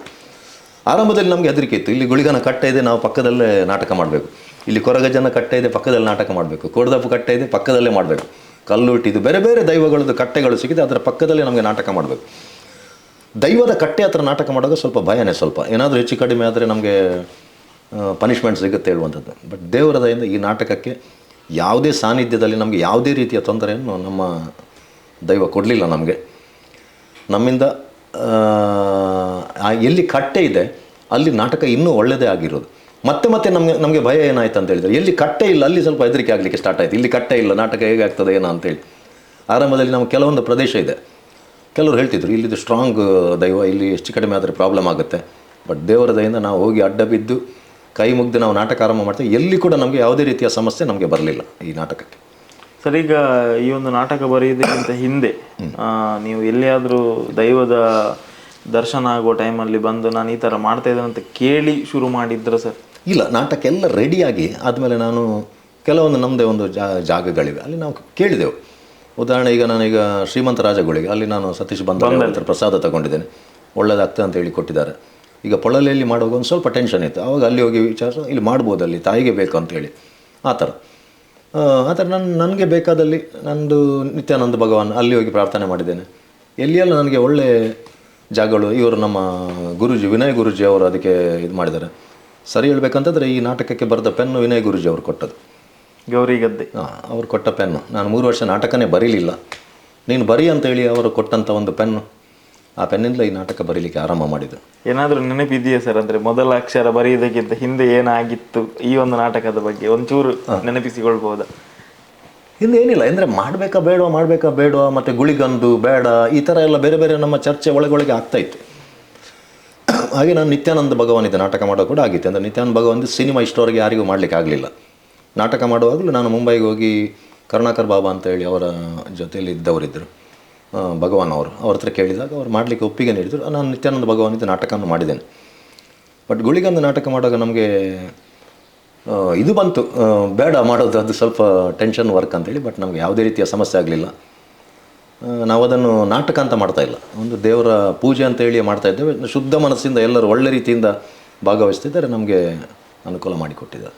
ಈಗ ಶಿವದೂತ ಗುಳಿಗೆ ನಾಟಕ ಯಾರೆಲ್ಲ ನೋಡಿದ್ದಾರೆ ಹೆಚ್ಚಿನವರು ಮೊದಲಿಗೆ ಗುರುತಿಸ್ತಾ ಇರೋದು ಏನಂತ ಹೇಳಿದ್ರೆ ಸ್ವರಾಜ್ ಶೆಟ್ಟಿ ಅವರ ಎನರ್ಜಿ. ನಿಮ್ಗೆ ಯಾರಾದ್ರೂ ಹೇಳಿದಾರ? ಅಂದ್ರೆ ಎಂಚ ಮಾರಿಂಬೆ ದಿನ ಎರಡನೇ ಶೋ ಆಗುವಾಗ ಹೇಳ್ತಾರೆ, ಅಂದ್ರೆ ಎರಡನೇ ಶೋ ಅಲ್ಲಿ ಆ ರಿಸಲ್ಟ್ ಬರ್ಬೋದಲ್ಲ ಅಂತೇಳಿ ನೋಡ್ಲಿಕ್ಕೆ ಹೋದ್ರೆ ಅದು ಅವರದ್ದು ಫಸ್ಟ್ ಶೋ ಎಷ್ಟಾಗಿತ್ತು, ಎರಡನೇ ಶೋ ಅಲ್ಲಿ ಅದಕ್ಕಿಂತ ಹೆಚ್ಚೇ ಮಾಡ್ಲಿಕ್ಕೆ ಹೋಗ್ತಾರೆ, ಅಲ್ಲದೆ ಅವರು ಕಡಿಮೆ ಮಾಡೋದಿಲ್ಲ. ಅದು ಎಷ್ಟು ಪ್ರದರ್ಶನ 3 ಪ್ರದರ್ಶನ ಆಗುವಾಗಲೂ ಅವ್ರು ಅದೇ ರೀತಿ ಎನರ್ಜಿ ಇತ್ತು, ಅದಕ್ಕೆ ಪ್ರಾಬ್ಲಮ್ ಇಲ್ಲ. ಅವರು ಪಾತ್ರಕ್ಕೆ ಯಾವಾಗಲೂ ಅನ್ಯಾಯ ಮಾಡೋದಿಲ್ಲ. ಪಾತ್ರಕ್ಕೆ ಅವರು ಎಷ್ಟು ಹುಷಾರಿಲ್ಲದಿದ್ದರು ಏನಿದ್ರು ಅದು ಅವರಂತಲ್ಲ, ನಮ್ಮ ಎಲ್ಲ ಕಲಾವಿದರು ಹಾಗೆ ಪಾತ್ರಕ್ಕೆ ಯಾರು ಕೂಡ ಅನ್ಯಾಯ ಮಾಡದೇ ಇರೋದ್ರಿಂದ ಈ ನಾಟಕ ಇಷ್ಟು ಯಶಸ್ಸಾಗಲಿಕ್ಕೆ ಸಾಧ್ಯ ಆಯ್ತದೆ. ಸರ್, ಈಗ ಏನಂತ ಹೇಳಿದರೆ ರೀಸೆಂಟಾಗಿ ಕಾಂತಾರ ಅಂತ ಒಂದು ಸಿನಿಮಾ ಬಂತು. ಆ ಸಿನಿಮಾ ಮಾಡಿದಾಗಲೇ ತುಳುನಾಡಿನಲ್ಲಿ ತುಂಬ ದೊಡ್ಡ ದೊಡ್ಡ ವ್ಯಕ್ತಿಗಳು ಮಾತಾಡಲಿಕ್ಕೆ ಸ್ಟಾರ್ಟ್ ಮಾಡಿದ್ರು. ಏನಂತ ಹೇಳಿದರೆ ಸಿನಿಮಾಕ್ಕೆ ದೈವದ ವಿಚಾರವನ್ನ ತಂದು ಒಂದು ವೇಳೆ ಸಿನಿಮಾ ಹಿಟ್ ಆದ್ರೆ ಅದನ್ನ ರೀಕ್ರಿಯೇಷನ್ ಮಾಡೋದು. ಈಗ ಫೇಸ್ಬುಕ್ ಅಲ್ಲಿ ಅದರಲ್ಲಿ ರೀಲ್ಸ್ ಮಾಡುವಂಥದ್ದು, ಅವ್ರಿಗೆ ಗೊತ್ತಿರೋದಿಲ್ಲ, ಅದರ ವ್ಯಾಲ್ಯೂ ಗೊತ್ತಿರೋದಿಲ್ಲ, ಅದರ ಡೆಪ್ತ್ ಗೊತ್ತಿರೋದಿಲ್ಲ, ಒಂದು ರೀಕ್ರಿಯೇಷನ್ ಮಾಡೋದು ತಮಾಷೆ ತರ.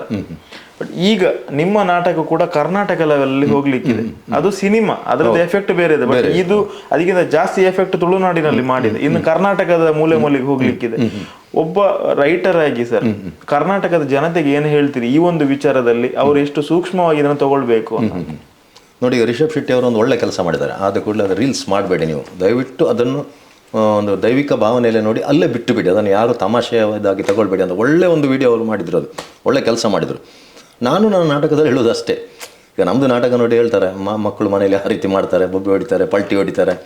ನಾನು ಹೇಳಿದೆ ಅದು ಮಾಡಬಾರ್ದು, ನಾವು ನೋಡಬೇಕು, ಅದನ್ನು ಅಲ್ಲೇ ಬಿಡಬೇಕು. ಅದು ಇದು ದೈವಿಕವಾದಂಥ ಒಂದು ನಂಬಿಕೆ, ಇದನ್ನು ನಾವು ಯಾವುದೇ ತಮಾಷೆಗೆ ಯಾವುದಕ್ಕೆ ಅದನ್ನು ಯೂಸ್ ಮಾಡಬಾರ್ದು, ನಾವು ನೋಡಿ ಅಲ್ಲೇ ಬಿಟ್ಟು ಬಿಡಬೇಕು ಅದನ್ನಂತ ಅಷ್ಟೇ. ಈಗ ನೀವು ಫಸ್ಟಿಗೆ ಹೇಳಿದ್ರಿ ಏನಂತ ಹೇಳಿದ್ರೆ ದೈವದ ವಿಚಾರದಲ್ಲಿ ಮಾಡಬೇಕಾ ಬೇಡವಾ ಅಂತ ಒಂದು ಕ್ವಶನ್ ಇತ್ತು ಅಂತ ಹೇಳಿ, ಆಮೇಲೆ ಗುಳಿಗನ ದೈವದ್ದು ಮಾಡಿದ್ರಿ, ಈಗ ತುಂಬಾ ಯಶಸ್ಸಾಗಿದೆ.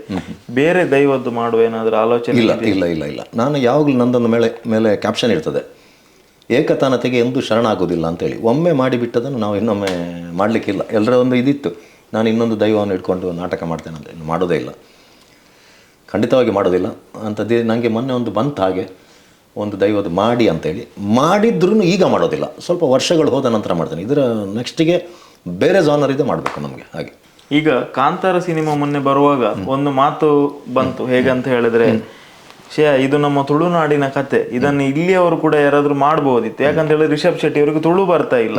ಅಲ್ಲಿ ಸಂಭಾಷಣೆಗಳು ಕೂಡ ಒರಿಜಿನಲ್ ತುಳುವಲ್ಲಿ ಯಾವ ತರ ದೈವಗಳು ಮಾತನಾಡ್ತಾರೆ ಅದೇ ರೀತಿ ಸಿನಿಮಾದಲ್ಲಿ ಕೂಡ ಇದೆ. ನಿಮಗೆ ಯಾರಾದ್ರೂ ನಿಜವಾಗ್ಲೂ ಸಜೆಸ್ಟ್ ಮಾಡಿದ್ರೆ ಸರ್? ಇಲ್ಲ, ನನಗೆ ಆ ಬಗ್ಗೆ ಬೇಸರ ಇದೆ. ಅಂದರೆ ಏನಂತ ಹೇಳಿದರೆ, ನನಗೆ ಕೆಲವರು ಹೇಳ್ತಾರೆ ಶಿವದೂತ ಗುಳಿಗೆ ಆದ ನಂತರ ಅವರು ಕಾಂತಾರಕ್ಕೆ ಮತ್ತು ಶಿವದೂತ ಗುಳಿಗೆಗೆ ಯಾವುದೇ ರೀತಿಯಾದ ಕನೆಕ್ಷನ್ ಇಲ್ಲ. ಅವರು ಮಾಡಿದ್ದಾರೆ, ಅವರು ನಾಟಕನೇ ನೋಡಿಲ್ಲ ಅವರು, ಅಥವಾ ನೋಡಿದ್ರು ಅವರು ಬೇರೆ ಮಾಡಿದ್ದಾರೆ. ನೋಡಲಿಲ್ಲ, ಅವರು ನೋಡಿದ್ರು ಅವರು ಬೇರೆ ಮಾಡಿದ್ದಾರೆ. ಇದಕ್ಕೆ ಸಂಬಂಧ ಇಲ್ಲ. ನಮ್ಮಿಂದ ಅವರಿಗೆ ಯಾವುದೇ ರೀತಿಯ ಸಹಕಾರ ಸಿಗಲಿಲ್ಲ, ಯಾವುದೇ ರೀತಿಯ ಟಿಪ್ಸ್ ಕೊಡಲಿಲ್ಲ. ನನ್ನ ಹತ್ರ ಕತೆ ಹೇಳಿದ್ದಾರೆ ಚಂದ ಮಾಡಿ, ಅದು ಯಾರು ಹೇಳೋದಿಲ್ಲ, ಅವರ ದೊಡ್ಡ ಮನಸ್ಸು ಅದು. ಹೇಳಿದ್ದಾರೆ, ಕೇಳಿದ್ದೇನೆ ನಾನು. ಈಗ ದೊಡ್ಡ ಮಟ್ಟದ ಸಕ್ಸಸ್ ಸಿಕ್ಕಿದೆ, ನಾವು ಅದಕ್ಕೆ ಖುಷಿ ಪಡಬೇಕಲ್ಲದೆ ಅದರಲ್ಲಿ ಪಾಲ್ ತಗೊಳ್ಳಿಗೆ ಯಾರು ಹೋಗಬಾರ್ದು. ಅವ್ರು ಮಾಡಿದ್ದಾರೆ, ನಮ್ಮದು ಮೊದಲಾಗಿದೆ, ನಾವು ಅದಕ್ಕಿಂತ ಮೊದಲು ಸಿನಿಮಾ ಮಾಡಿದ್ದೇವೆ. ಇದು ಇಡೀ ಪ್ರಪಂಚವನ್ನೇ ಅಲುಗಾಡಿಸಿತು. ಈಗ ನಿನ್ನೆ ಬಾಲಿವುಡ್ನ ಸುನಿಲ್ ಶೆಟ್ಟಿ ಅವರ ನಂಬರ್ ತಗೊಂಡ್ರು ಸಿನಿಮಾ ನೋಡಿ, ತುಂಬ ಇದಾಗಿದ್ದಾರೆ, ನೋಡಿ ಥ್ರಿಲ್ ಆಗಿದ್ದಾರೆ. ನಮಗೆ ನಂಬರ್ ಬೇಕು ರಿಷಬ್ ಶೆಟ್ಟಿ ಅವ್ರದ್ದು, ನಿನ್ನೆ ಕೊಟ್ಟಿದ್ದೆ ನಾನು ನಂಬರ್ ನಿನ್ನೆ. ಅಂದರೆ ಆ ಮಟ್ಟಕ್ಕೆ ಸಾಧನೆ ಮಾಡಬೇಕು. ಈಗ ತೆಲುಗು, ತಮಿಳು ಚಿತ್ರರಂಗ ಇಡೀ ನಮ್ಮ ಕಡೆ ತಿರುಗಿ ನೋಡಿತ್ತು. ಪ್ರಪಂಚಾದ್ಯಂತ ಎಲ್ಲೆಲ್ಲ ಯಾವ ಭಾಷೆಯವರು, ಯಾವ ದೇಶದವರು ಎಲ್ಲ ನೋಡಿದರು. ಅದಕ್ಕೆ ನಾವು ಹೆಮ್ಮೆ ಪಟ್ಟುಕೊಳ್ಬೇಕು. ಇದು ನಮ್ಮ ಸಿನಿಮಾ ಅಂತ ನಾವು ಹೇಳಿಕೊಂಡು, ಅದು ನಮ್ಮದೇ ಅಂತ ಹೇಳಿಕೊಂಡು ಒಪ್ಪಿಕೊಳ್ಬೇಕು ಅದನ್ನು. ಅದರ ಮೇಲೆ ಕಾಲು ಬೀಸಾಡೋದಲ್ಲ. ಕೆಲವರಿದ್ದಾರೆ, ಇನ್ನು ಕೆಲವರು ಏನಂತ ಹೇಳಿದರೆ, ಫಸ್ಟ್ ಸಿನಿಮಾ ಬಿಡುಗಡೆ ಆಗುವಾಗ ಅದರ ವಿರುದ್ಧವಾಗಿ ಮಾತನಾಡಿ ಆಡಿಯೋ ಬಿಟ್ಟವರಿದ್ದಾರೆ. ಆನಂತರ ಅದನ್ನು ಹೊಗಳಿಕೊಂಡು ಆಡಿಯೋ ಬಿಟ್ಟವರಿದ್ದಾರೆ. ಅಡ್ಡಗೋಡೆಯಲ್ಲಿ ದೀಪ ಇಟ್ಟು ಮತ್ತೆ ನಾನು ಹೆಸರೇ ಇಡಲಿಲ್ಲ ಅಂತ ಹೇಳಿದವರಿದ್ದಾರೆ. ನಾನು ಅದರ ಹೆಸರೇ ಇಡಲಿಲ್ಲ ಅಂತ ಹೇಳಿ ಆ ಥರ. ಗೆದ್ದ ಮೇಲೆ ಎಲ್ಲರೂ ಅದರ ಬಾಲ ಹಿಡಿತಾರೆ. ಇಲ್ಲಿಯೂ ಆದದಷ್ಟೇ, ಗೆದ್ದ ಮೇಲೆ ಎಲ್ಲರೂ ನಾವು ಅದರ ಒಂದು ಪಾರ್ಟ್, ನಾವು ಅದನ್ನು ಮೊದಲು ಮಾಡಿದ್ದೇವೆ, ನಾವು ಅದರ ಹಿಂದೆ ಇದ್ದೆವು, ಮುಂದೆ ಇದ್ದೆವು, ಏನಿಲ್ಲ. ಇದು ಯಾರು ಮಾಡದೇ ಇರುವಂಥ ಇದು. ಅದಕ್ಕೆ ಸೆಲ್ಯೂಟ್ ಮಾಡಬೇಕು, ನಾವು ಒಪ್ಪಿಕೊಳ್ಬೇಕು. ಮತ್ತು ಜೊತೆಯಲ್ಲಿ ನಮ್ಮದೊಂದು ಸ್ವಾರ್ಥ, ಅದು ನಮ್ಮ ತುಳುವರ ಸಿನಿಮಾ. ಅವರು ಕುಂದಾಪುರದವರಾಗಲಿ, ಕುಂದಾಪುರ ನಮ್ಮದೇ ಭಾಗ, ತುಳುನಾಡಿನ ಭಾಗ. ಅವರು ನಮ್ಮ ದೈವವನ್ನು ಹಿಡಿದು ಮಾಡಿದಾರಲ್ಲ, ಖುಷಿ ಪಡಬೇಕಷ್ಟೆ. ಈಗ ಕಾಂತಾರ ಅಂತ ಒಂದು ಸಿನಿಮಾ ಬರುತ್ತೆ ಸರ್, ಅಲ್ಲಿ ಒಂದು ದೈವದ ಬಗ್ಗೆ ಒಂದು ಕತೆ ಆಗುತ್ತೆ, ಅದೊಂದು ಸಿನಿಮಾ ಆಗುತ್ತೆ.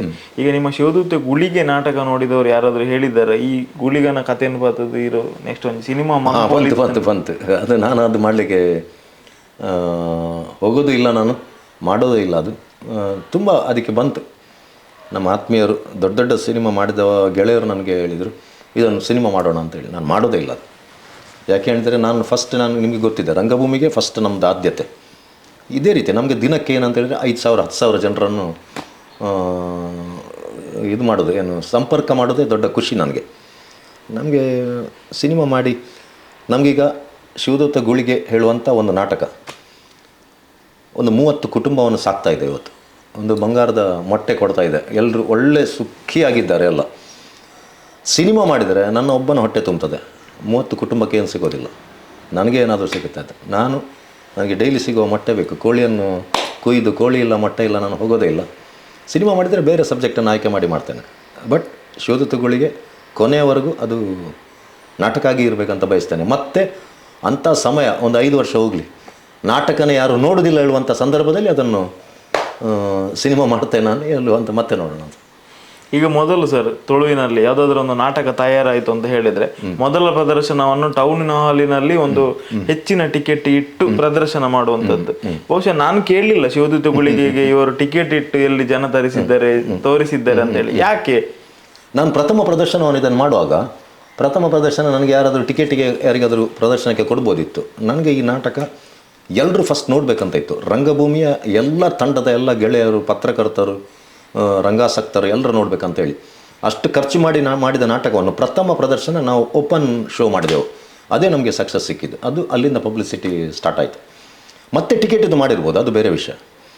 ಈಗ ಮುಂಬೈಯಲ್ಲಿ ಒಂದು ದಿವಸ ಟಿಕೆಟ್ ಇದಾಗ್ತದೆ, ಅಲ್ಲೇ ಪಕ್ಕದಲ್ಲಿ ಮರುದಿವಸ ಫ್ರೀ ಆಗುತ್ತೆ. ಆದರೆ ಮರುದಿವಸ ಪುನಃ ಟಿಕೆಟ್ ಇದಾಗ್ತದೆ. ಟಿಕೆಟ್ ಇದು ನೋಡುವ ಪ್ರೇಕ್ಷಕರೇ ಬೇರೆ ಇದ್ದಾರೆ, ಉಚಿತವಾಗಿ ಬಂದು ನೋಡುವ ಪ್ರೇಕ್ಷಕರು ಬೇರೆ ಇರ್ತಾರೆ. ನೀವು ಆಲೋಚನೆ ಮಾಡದಂಥ ವ್ಯಕ್ತಿ ಹೊಗಳಿರುವಂಥದ್ದು ಈ ನಾಟಕದ ಬಗ್ಗೆ ಇಲ್ಲ. ಅಂದರೆ ನನಗೆ ಇದೆ ಅದು ನಾನು ಅದನ್ನು ಫಸ್ಟಿಗೆ ಮಾಡುವಾಗ ನಾವು ಯಕ್ಷಗಾನ ಅಂತ ಹೇಳಿದ ವ್ಯಕ್ತಿ ಕೂಡ ಇದ್ದಾನೆ ಮಂಗಳೂರಲ್ಲಿ. ಅದು ಯಕ್ಷಗಾನ ಅಲ್ಲ ಅಂತ, ಯಕ್ಷಗಾನ ಥರ ಮಾಡಿದ್ದಾರೆ ಅಂತೇಳಿ ನಾನು ಅದಕ್ಕೇನು ತಲೆ ಕೆಡಿಸಿಕೊಳ್ಳಿಲ್ಲ. ನಾವು ಅದಕ್ಕೇನು ಪ್ರದರ್ಶನದಲ್ಲಿ ಉತ್ತರ ಕೊಟ್ಟಾಯಿತು, ದೊಡ್ಡ ಸಂಚಲನವನ್ನು ಉಂಟು ಮಾಡಿದ್ವಿ ನಾವು ಅದು ಮಾಡಿ. ಆದರೆ ನನಗೆ ದೊಡ್ಡ ಖುಷಿ ಏನಂತ ಹೇಳಿದರೆ ಮಂಗಳೂರಲ್ಲಿ ಒಂದು 20-30 ತಂಡ ಇದೆ. 30 ತಂಡದವರು ಕೂಡ ಈ ನಾಟಕ ಸಕ್ಸಸ್ಗೆ ಅವರು ಕಾರಣ ಅಂತ ಹೇಳಿದರೆ ಅವರು ಎಲ್ಲರೂ ಈ ನಾಟಕದ ಪೋಸ್ಟರನ್ನು ಶೇರ್ ಮಾಡಿದ್ದಾರೆ, ಅವರವರ ಗ್ರೂಪ್ಗಳಲ್ಲಿ ಹಾಕಿದ್ದಾರೆ. ಇದು ಫಸ್ಟ್ ಟೈಮ್ ಅಂತ ಹೇಳ್ಬೋದು. ಅಂದರೆ ಎಲ್ಲ ತಂಡದವರೊಂದು ನಾಟಕಕ್ಕೆ ಸಪೋರ್ಟ್ ಕೊಟ್ಟಿದ್ದಿದ್ದರೆ ಅದು ಶಿವದೂತ ಗುಳಿಗೆಗೆ. ಎಲ್ಲ ತಂಡದವರು ಇದನ್ನು ಪಬ್ಲಿಸಿಟಿ ಮಾಡಿದ್ದಾರೆ, ಎಲ್ಲ ತಂಡದವರು ಅವರ ಗ್ರೂಪ್ಗಳಲ್ಲಿ ಹಾಕ್ಕೊಂಡಿದ್ದಾರೆ. ಅದು ಸಕ್ಸಸ್ಸಿಗೆ ಸ್ವಲ್ಪ ಕಾರಣ ಆಯಿತು. ಈಗ ಶಿವದೂತ ಗುಳಿಗೆದ್ದು ಸರ್ ನನಗೆ ಸೆಟ್ಟಿಂಗ್ ಇದ್ದ ಬಗ್ಗೆ ಎಲ್ಲ ಹೇಳಿದೆ. ಬಹುಶಃ ನೀವು ತುಂಬಾ ಒಂದು ಲಾಂಗ್ ಗ್ಯಾಪ್ ತಗೊಂಡಿದ್ರೆ, ಅಂದ್ರೆ ಸಿನಿಮಾ ಮಾಡಿ ಅದರ ಮಿಡಲಲ್ಲಿ ಒಂದು ಸಿನಿಮಾ ಮಾಡಿದ್ರೆ ಅದಾದ್ಮೇಲೆ ಬಹಳ ಗ್ಯಾಪ್ ಆಗಿತ್ತು. ಇದರ ತಯಾರಿದ್ದು ಇದಕ್ಕೆ ಸೆಟಪ್ ಮಾಡಬೇಕು ಅದಂತ ಹೇಳುವಾಗ ನನಗೆ ಗೊತ್ತಿಲ್ಲ ನಿಮ್ಮ ಹತ್ರ ಆ ಟೈಮಲ್ಲಿ ಹಣ ಇತ್ತ ಇಲ್ವಾ, ಅದರ ಒಂದು ಸ್ವಲ್ಪ ಹೇಳ್ಬೋದು ಸರ್ ವಿಚಾರ? ಆ್ಯಕ್ಚುಲಿ ಇದು ನಾಟಕಕ್ಕೆ ಇಳಿಯುವಾಗ ನನ್ನ ಆರ್ಥಿಕ ಪರಿಸ್ಥಿತಿ ಸರಿ ಇರಲಿಲ್ಲ. ಬಟ್ ನಾನೇನಂತ ಹೇಳಿದರೆ, ಒಂದು ನಾಟಕಕ್ಕೆ ಇಳಿದ ಮೇಲೆ ಅದಕ್ಕೆ ಏನು ಬೇಕು ಅದನ್ನು ಒದಗಿಸುವಲ್ಲಿ ನಾನು ಕಾಂಪ್ರಮೈಸ್ ಮಾಡೋದಿಲ್ಲ ಅಂತ ಒಂದು ಉದಾಹರಣೆ ಒಂದು 27 ವರ್ಷದ ಹಿಂದೆ ಒಂದಾಯಿತು. ಒಂದು ನಾಟಕಕ್ಕೆ ನಾನು ಸೆಟ್ಟಿಂಗ್ ಮಾಡಲಿಕ್ಕೆ ಹೋಗಿದ್ದೇನೆ. ಅಲ್ಲಿ ಫೈನಲ್ ಆಗ ಆಯಿಲ್ ಪೇಂಟ್ ಮಾಡಲಿಲ್ಲ, ಯಾರು ನಾಟಕಕ್ಕೆ ಮಾಡಿರಲಿಲ್ಲ ಅಲ್ಲಿವರೆಗೆ. ಈ ನಾಟಕಕ್ಕೆ ಆಯಿಲ್ ಪೇಂಟ್ ಬೇಕಂತೇಳಿ ನಮ್ಮ ಆರ್ಟ್ ಡೈರೆಕ್ಟರ್ ಹೇಳಿದರು, ತಮ್ಮ ಲಕ್ಷ್ಮಣ ಅವರು. ಆಯಿಲ್ ಪೇಂಟಿಗೆ ಎಷ್ಟು ಆಗ್ತದೆ ಅಂತ ಕೇಳಿದೆ. ಆಗ 9,000 ಹೇಳಿದರು. ಇದೊಂದು 27 ವರ್ಷದ ಹಿಂದೆ ಆದದ್ದು ಇದು ಘಟನೆ. ನಾನಾಗ ನನ್ನ ಬೈಕ್ ಒಬ್ಬ ಕೇಳ್ತಾ ಇದ್ದ, 11,000ಕ್ಕೆ ಬೈಕ್ ಕೊಡ್ತೀರಾ ಅಂತೇಳಿ. ಅಲ್ಲೇ ಅವನಿಗೆ ಫೋನ್ ಮಾಡಿದೆ, ನನ್ನ ಬೈಕ್ ಕೊಡ್ತೇನೆ ಬಾ ಅಂತೇಳಿ. ಅಲ್ಲೇ 11,000 ತಗೊಂಡು 9,000 ಪೇಂಟಿಗೆ ಕೊಟ್ಟೆ. ನಾನು ರಿಕ್ಷಾದಲ್ಲಿ ಮನೆಗೆ ಬಂದೆ. ಈ ಥರ ನನ್ನ ನಾಟಕಕ್ಕೆ ನಾನು ಸ್ಯಾಕ್ರಿಫೈಸ್ ಮಾಡ್ತೇನೆ. ಬಟ್ ಈ ನಾಟಕ ಆಗುವಾಗ ಹಾಗೆ ಅದು ಎಲ್ಲಿ ಅಂತ ಹೇಳಿದರೆ, ಸುತ್ತಮುತ್ತ ನನ್ನ ನಿಂತ ಫ್ರೆಂಡ್ಸ್ನವ್ರು ತೆಗಿಳಿದೆ, ನಿನ್ನ ಬಜಾಜಲ್ಲಿ ಲೋನ್ ಉಂಟಾ? ಇಲ್ಲ ಅಂತೇಳಿ. ಬಜಾಜಲ್ಲಿ ಲೋನ್ ಮಾಡು, ನನ್ನ ಹೆಸರಲ್ಲಿ ಮಾಡು ಅಂತೇಳಿ. ಹಾಗೆಲ್ಲ ಮಾಡಿಕೊಂಡು 10 ಲಕ್ಷ ರೂಪಾಯಿಯನ್ನು ಇದಕ್ಕೆ ಹಾಕಿ, ಬಟ್ ಅದನ್ನೆಲ್ಲ ಮತ್ತೆ ಹಿಂತಿರುಗಿಸಲಿಕ್ಕೆ ದಾರಿ ಆಯಿತು, ಮತ್ತೆ ಕೊಟ್ಟು ಬಿಟ್ಟೆ ಅಲ್ಲ. ನಿಜವಾಗಿ ಇದರ ಈಗ ಬ್ಯಾಕ್ಗ್ರೌಂಡ್ ಸೆಟಪ್ ಅದಕ್ಕೆ ಒಟ್ಟಿಗೆ ತಗಲಿರುವಂಥ ಖರ್ಚು ಎಷ್ಟಾಗಿರ್ಬೋದು ಸರ್? ಇಲ್ಲ, ಅದು ಹೇಳೋದಿಲ್ಲ ನಾನೆಂದರೆ. ಏನು ಗೊತ್ತಾ, ನಾನು ಹೇಳ್ತಾ ಹೋದರೆ ಅದಕ್ಕೆ ಎಂಡೇ ಇಲ್ಲ. ಅದಕ್ಕೆ ಬದಲಾವಣೆ ಆಗ್ತಾ ಇದೆ. ನಾನು ಫಸ್ಟ್ ಅದಕ್ಕೆ ಟೋಟಲ್ ಒಂದು 20 lakhsವರೆಗೆ ಆಗಿದೆ, ಇನ್ಕ್ಲೂಡಿಂಗ್ ಅದಕ್ಕೆ ಒಂದು ವೆಹಿಕಲ್ ತೆಗೆದದ್ದು, ಅದು ಲಾರಿ ತೆಗೆದದ್ದು. 20 lakhsವರೆಗೆ ಫಸ್ಟ್ ನಾವು ಇನ್ವೆಸ್ಟ್ ಮಾಡಿದೆವು. ಮತ್ತು ಇವಾಗ ಸಹ ಇನ್ವೆಸ್ಟ್ಮೆಂಟ್ ಅದು ನಿಲ್ಲೋದೇ ಇಲ್ಲ. ಲೈಟ್ಸ್ ಬೇರೆ ಬೇರೆ, ಇದು 3 ಸಲ ಸ್ಮೋಕ್ ಮಿಷಿನ್ ತೆಗೀತು. ಅದಕ್ಕೆ ಒಂದು ಸ್ಮೋಕ್ ಮಿಷಿನ್ ಹೋಯ್ತು, 2 ಹೋಯ್ತು, 3 ಹೋಯ್ತು. ಈಗ ಇನ್ನೊಂದು ಸ್ಪೇರ್ ತಂದು ಇಡಬೇಕು. ಒಂದು ಸ್ಮೋಕ್ ಮಿಷಿನಿಗೆ 50,000 ರೂಪಾಯಿ ಆಗ್ತದೆ. ಲೈಟ್ಸ್ ಆಗಲಿ, ಅದಕ್ಕೆ ಬೇಕಾಗುವಂಥ ಸೌಂಡ್ ಅರೇಂಜ್ಮೆಂಟ್ಸ್ ಆಗಲಿ, ಸೆಟ್ಟಿಂಗ್ ಚೇಂಜ್ ಮಾಡೋದಾಗಲಿ, ಪರ್ದೆಗಳನ್ನು ಚೇಂಜ್ ಮಾಡೋದಾಗಲಿ, ಕಾಸ್ಟ್ಯೂಮ್ಸ್ ಚೇಂಜ್ ಮಾಡೋದಾಗಲಿ ಆಗ್ತಾನೆ ಇರ್ತದೆ. ಅದು 2 ಲಕ್ಷ ರೂಪಾಯಿ ಆಯಿತು. ವ್ಯಾನಿಗೆ ಪೇಂಟ್ ಆಯಿತು ಎಲ್ಲ.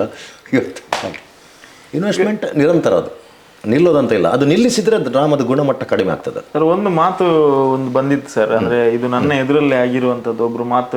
ಒಂದು ಮಾತು ಹೇಳಿದ್ರು, ಅಂದ್ರೆ ನಾಟಕ ಅಥವಾ ಸಿನಿಮಾದಲ್ಲಿ ದೈವದ ವಿಚಾರವನ್ನು ತೆಗೆಯುವಾಗ ಶಿವದೂತ ಗುಳಿಗೆ ನಾಟಕದಲ್ಲಿ ದೈವದ ಮೇಲೆ LED ಲೈಟ್ ಅನ್ನು ಹಾಕಿದ್ದಾರೆ. ಅವ್ರು ಅದನ್ನು ಬದಲು ಮಾಡಬೇಕಿತ್ತು, ಅದನ್ನ ಅಥವಾ ತೆಗಿರೇಬೇಕು ಅಂತ ಒಂದು ಮಾತು ಬಂತು. ಅಂದ್ರೆ ನಾನು ನಾಟಕ ನೋಡ್ಲಿಲ್ಲ, ಹಾಗಾಗಿ ಕೇಳ್ತಾ ಇರೋದು, ಅದು ಯಾಕಾಗಿ ಹಾಕಿದ್ದೀರಿ? ಅದು ಅಗತ್ಯ? ಬೆಳ್ತಂಗಡಿಯಿಂದ ಬಂದ ಕೂಗು ಒಂದದು. ಮತ್ತೆ ಇಲ್ಲಿ ಮಂಗಳೂರಿಂದ ಸಹ ಒಬ್ರು ಮಾಡಿದ್ದಾರೆ. ಅವ್ರು ಏನಂತ ಹೇಳಿದರೆ, ಖಾಲಿ ಕೆಲವರಿಗೆ ನಾಟಕ ಆಗ್ತಾ ಇರುವಾಗ ಮೊಬೈಲಲ್ಲಿ ಶೂಟ್ ಮಾಡಿ ಅದನ್ನು ಯೂಟ್ಯೂಬಿಗೆ ಬಿಟ್ಟಿದ್ದಾರೆ. ಅಲ್ಲಿ ನಾವು ಏನಂತ ಹೇಳಿದರೆ, ಗುಳಿಗನಿಗೆ ಹಾಕಿದಂಥ ಬಣ್ಣಗಳಿವೆಲ್ಲ, ನಾವು ಅಲ್ಟ್ರಾವೈಲೆಟ್ ಲೈಟ್ ಹಾಕುವಾಗ, UV ಲೈಟ್ ಹಾಕುವಾಗ ಅದು ಮಿಂಚ್ತದೆ, ಅದು ರಿಫ್ಲೆಕ್ಷನ್. ಇವರು ಏನು ಹೇಳಿಸ್ತಾರೆ ಅಂತಾರೆ, ಡಿಸ್ಕೋ ಡ್ಯಾನ್ಸರ್ ಸಿನಿಮಾದಲ್ಲಿ ಮಿಥುನ್ ಚಕ್ರವರ್ತಿ ಮೈಗೆ ಲೈಟ್ಸ್ ಹಾಕ್ತಾನಲ್ಲ, ಗೋವಿಂದ ಯಾವುದೋ ಸಿನಿಮಾದಲ್ಲಿ ಮೈಗೆ ಡಿಸ್ಕೋ ಡ್ಯಾನ್ಸ್ ಮಾಡುವಾಗ ಆಗ್ತಾನಲ್ಲ, ಆ ಥರ ಗುಳಿಗನಿಗೆ ಹಾಕಿದ್ದೇವೆ ಅಂತ ಇವರು ಎಣಿಸ್ಕೊಂಡಿದ್ದಾರೆ. ಎಲ್ಲರದ್ದು ಅಬ್ಜೆಕ್ಷನ್ ತೆಗಿಯೋರು ನಾಟಕ ನೋಡಿದ್ದಾರೆ, ನಾಟಕ ನಾವು ನೋಡಲಿಲ್ಲ, ನಾವು ನೋಡೋದಿಲ್ಲ ಅಂತ ಹೇಳ್ತಾರೆ. ಯೂಟ್ಯೂಬಲ್ಲಿ ಅದನ್ನು ನೋಡಿಕೊಂಡು ಅವ್ರು ಎಣಿಸೋದು ಗುಳಿಗನ ಮೈ ಮೇಲೆ ನಾವು ಮಿನಿಚರ್ ಲೈಟ್ಸ್ ಹಾಕಿದ್ದೇವೆ ಅಂತ. ನಾವು ಲೈಟ್ಸ್ ಹಾಕಲಿಲ್ಲ, ಅದರ ಮೇಲೆ ಬಣ್ಣ ಹಾಕಿದ್ದೀವಿ, ಕಲರ್ ಇದು ಹಾಕಿದ್ದೀವಿ, ಅರದಲ್ಲ ಅಂತ ಹೇಳ್ತಾರಲ್ಲ, ಅದನ್ನು ನಾವು ಹಾಕಿದ್ದೀವಿ. ಅದಕ್ಕೆ ಲೈಟ್ ಬೀಳುವಾಗ ಅದು ಬ್ರೈಟ್ ಆಗಿ ಕಾಣ್ತದೆ, ಅದನ್ನೇ ಇವರು ಮಿನಿಚರ್ಸ್ ಅಂತ ಎಣಿಸ್ಕೊಂಡಿದ್ದಾರೆ ಅಷ್ಟೇ. ಆ ತಪ್ಪು ನಾವು ಮಾಡಲಿಲ್ಲ. ಸರ್, ನಿಮ್ಮ ಟೈಮಿಗಾಗಿ ಧನ್ಯವಾದಗಳು. ಹಾಗೇನೆ ಶಿವದೂತಗಳಿಗೆ ಕನ್ನಡದಲ್ಲಿ ಬರ್ತಾ ಇರೋ ವಿಚಾರದ ಬಗ್ಗೆ ಸಾಕಷ್ಟು ಜನ ನಮಗೆ ಮೆಸೇಜ್ ಮಾಡಿದ್ರು. ವಿಜಯಕುಮಾರ್ ಕೊಡಿಯಲ್ಬೈಲ್ ಅವ್ರ ಹತ್ರ ಕನ್ನಡದಲ್ಲಿ ಬರ್ತಾ ಇರೋದ್ರ ಬಗ್ಗೆ ಒಂದಷ್ಟು ವಿಚಾರಗಳನ್ನು ನಮಗೆ ತಿಳಿಸಿ ಅಂತ. ಹಾಗಾಗಿ ವಿಶೇಷವಾದಂಥ ಸಂದರ್ಶನ. ನಿಮ್ಮ ಮಾಹಿತಿಗಾಗಿ ಧನ್ಯವಾದಗಳು ಸರ್. ಕನ್ನಡದಲ್ಲಿ ಹಾಗೇನೆ ಪ್ಯಾನ್ ಇಂಡಿಯಾ ಲೆವೆಲಲ್ಲಿ ನೀವು ಬೇರೆ ಬೇರೆ ಭಾಷೆಯಲ್ಲಿ ಮಾಡ್ಲಿಕ್ಕೆ ಇದ್ದೀರಾ ಅಂತ ಹೇಳಿದ್ರೆ ಎಲ್ಲದಕ್ಕೂ ಒಳ್ಳೇದಾಗಲಿ ಸರ್. ಧನ್ಯವಾದಗಳು. ನಮಸ್ತೆ, ಧನ್ಯವಾದ.